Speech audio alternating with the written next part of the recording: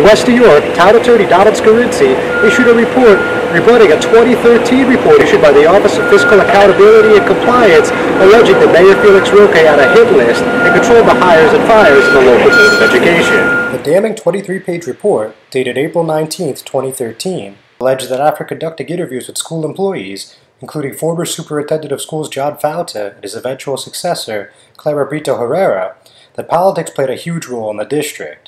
One of the major allegations was that teachers were forced to buy political tickets to Mayor Felix Roque's fundraisers in order to maintain their employment.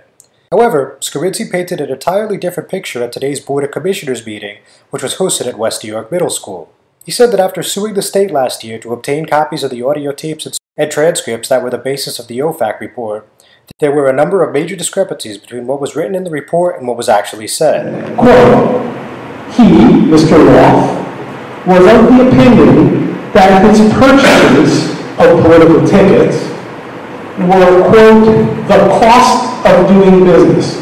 Quoting Alan Roth, the cost of doing business, said Alan Roth. So we look at the transcripts, and the interview is recorded. Mr. Detour is one of the investigators, says, quote, to Mr. Roth, the cost of doing business? Leading question, he says. Mr. Roth responds, no, just to support the mayor. Alan Roth never said that buying political tickets was the cost of doing business. Mr. Detour said that buying political tickets was the cost of doing business, and Mr. Detour's quote, not Mr. Roth's quote, is what appeared in the OFAC report. Scarinci also noted that Roth, the assistant to the Director of Special Education, never actually said he had anything to do with the district's hiring of former Commissioner Ruben Vargas, and the same could be said of Herrera suggesting to hire Silvio Acosta's wife, Silvio then being the deputy mayor.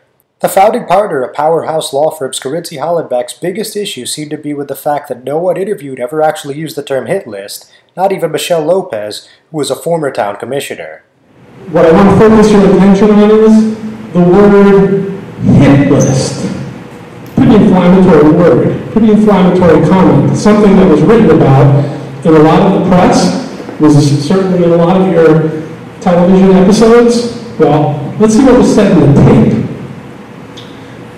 Mrs. Lopez, when you read all of the testimony, all of the tapes, everything that there is, she was never asked, and she never makes any indication that there's any such thing as a hit list in the entire. In fact, she never uses the words hit list at all, anywhere. Yet, it's in the OFAC report at page 15. Scarinci added that according to the transcripts, Lopez cited no instances where she was personally approached to buy political tickets for Roque.